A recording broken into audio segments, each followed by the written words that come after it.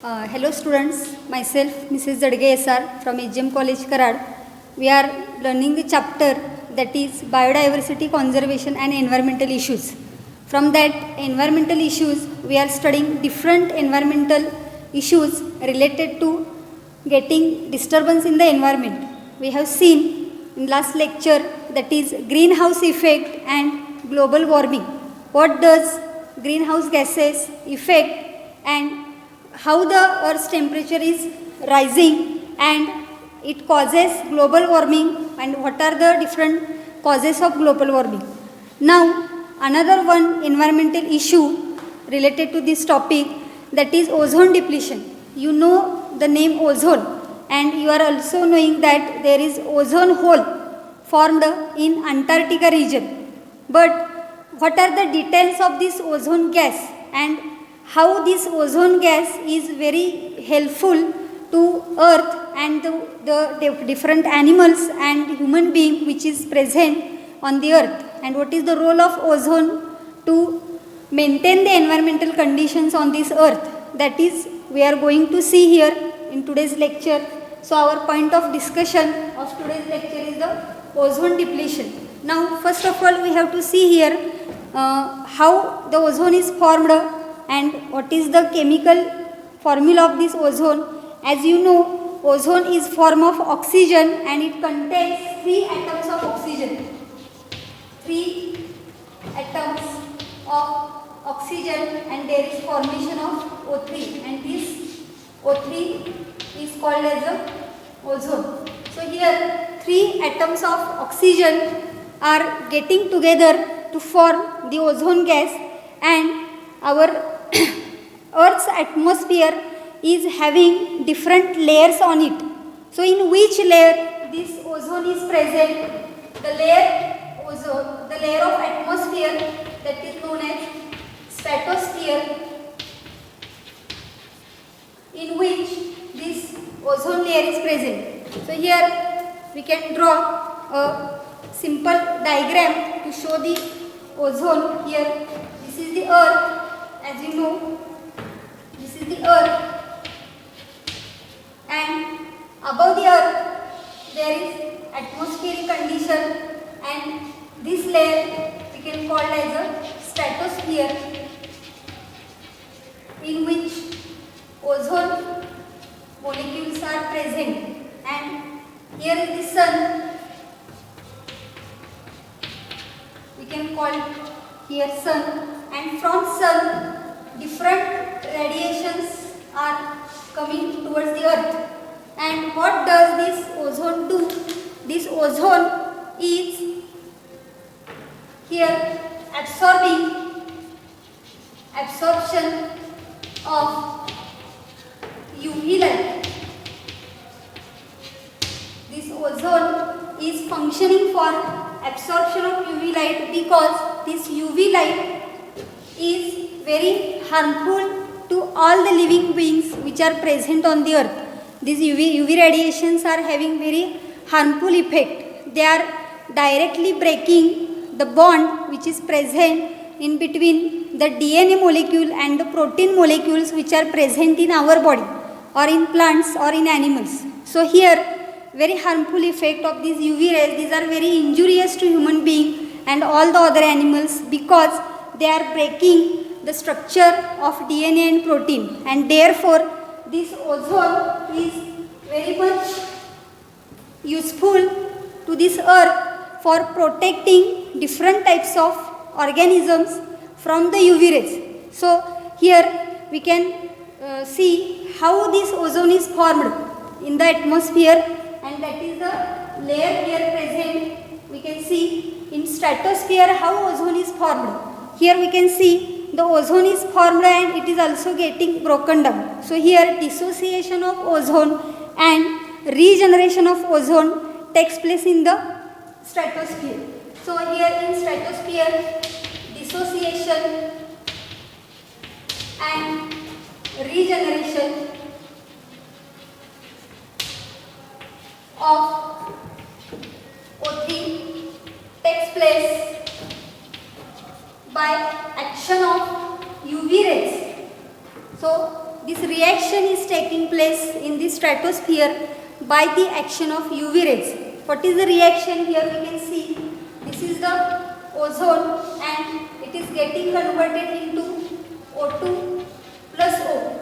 Oxygen molecule getting separated and oxygen atom getting separated. It is under the influence of UV rays and this reaction is reversible. Again from O2 and O, ozone is formed by the action of UV rays. So here under the influence of ultraviolet rays, the dissociation, that means ozone is getting dissociated into oxygen molecule and oxygen atom, and regeneration means again oxygen molecule and oxygen atom combine to form ozone. So here we can write this is ozone, this is oxygen molecule and this is atom of oxygen. So this is reversible reaction. The ratio of ozone and oxygen is maintained in this stratosphere region. When there is increasing amount of ozone, that ozone is getting broken down into O2 and O. And when there is decreasing ozone concentration, again this oxygen and oxygen atom combines to form ozone. So here these reactions are reversible reactions and these reactions maintain the concentration of ozone in the stratosphere. So this ozone layer is acting as a shield. The stratosphere region, which is consisting of ozone layer, it is protecting our atmosphere. So it is acting as a shield.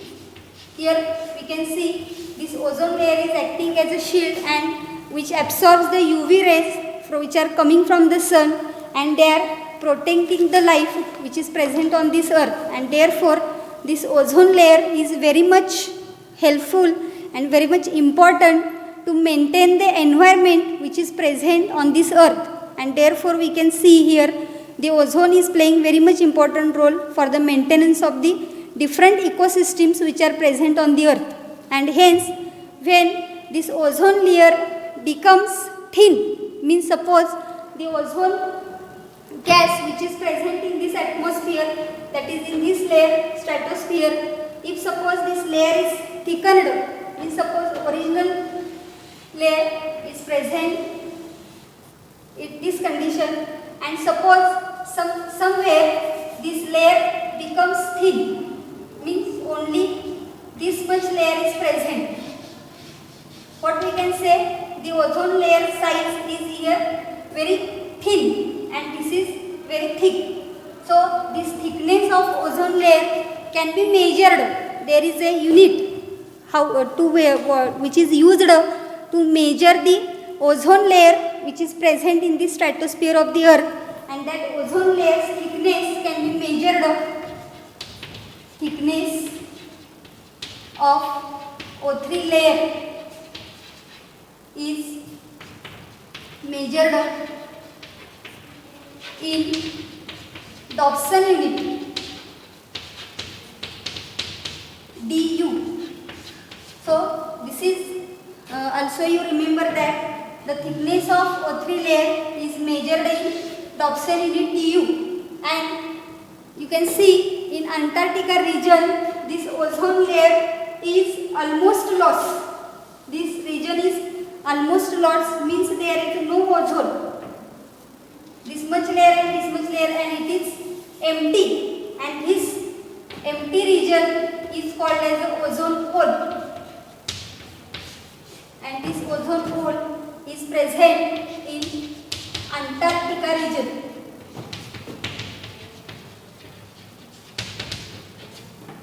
Because there is no ozone layer present on this Antarctica region, and therefore Antarctica region is showing formation of ozone hole, and it is very much injurious, it is very much harmful to the organisms which are present in the Antarctica region. So here due to absence of this ozone layer, the UV rays which are coming from the sun, here UV rays which which are coming from the sun are directly entering on the earth in this Antarctica region. So what are the different effects of UV rays? We have to see the next point, effects of UV rays. So here you must understand this concept, how ozone is formed.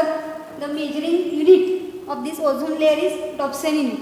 Now we have to see the different effects of UV rays. What are the different effects of UV rays?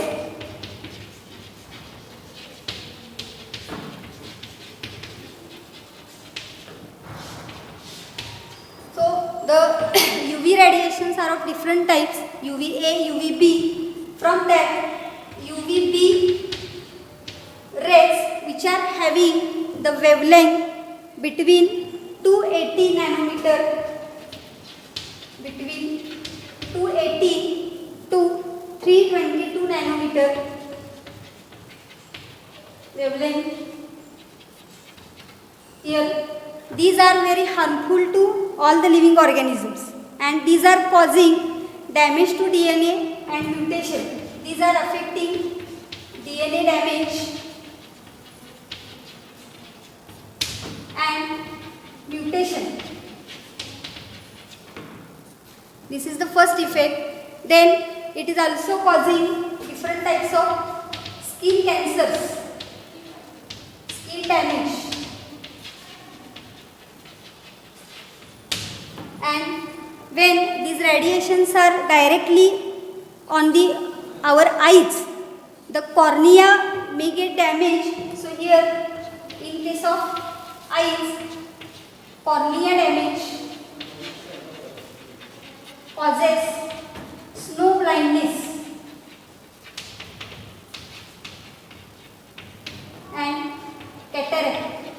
So these are the different effects of the UV radiations.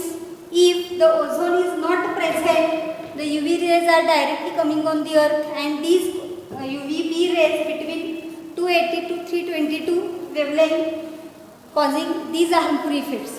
So what are the different causes of ozone depletion? How this ozone hole or this ozone layer is becoming very thin? What are the different causes of ozone depletion that we have to see here? Causes of ozone depletion.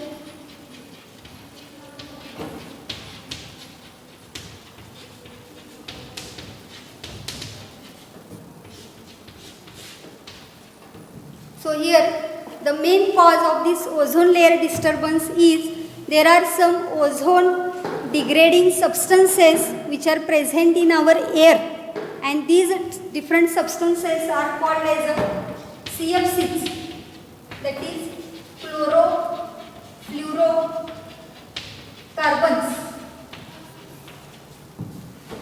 CFCl3. This is the ozone degrading substance, because this CFC when combines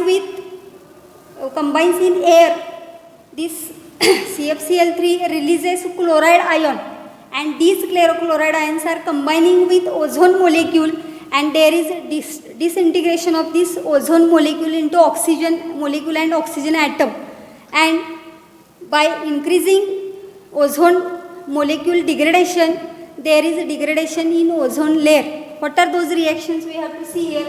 This CFCl3 releases chloride ion, that is CFCl2 plus Cl minus chloride ion, and this chloride ion combines with O3, and there is formation of ClO plus O2, and when this ClO combines with another oxygen, there is formation of Cl minus and O2, and this Cl chloride ion again combines with ozone molecule, again there is formation of ClO and O2, again this ClO combines with another oxygen atom, and there is formation of oxygen and Cl minus. These both reactions are repeated many times, and therefore number of ozone molecules are degrading. and therefore these CFCl3 or these chlorofluorocarbons are called as a ozone depleting substances, and these CFCl or the CFCs are particularly used in air conditioners and refrigerators, and therefore by the using refrigerator or air conditioners there is release of these CFCs, and these CFCs are responsible for ozone depletion. So here, due to these CFC like ozone degrading substances, there is decrease in the thickness of ozone layer, and one such example is present on our earth, that is there is no ozone found in the stratosphere layer, and that is called as ozone hole, which is present in this Antarctica region. So here, to reduce the ozone depleting substances, the emission of ozone depleting substances, on international level there was a committee brought, and they are passing the different rules how to minimize the emission of the CFCs. That is called as a Montreal Protocol. We have to see here that Montreal Protocol.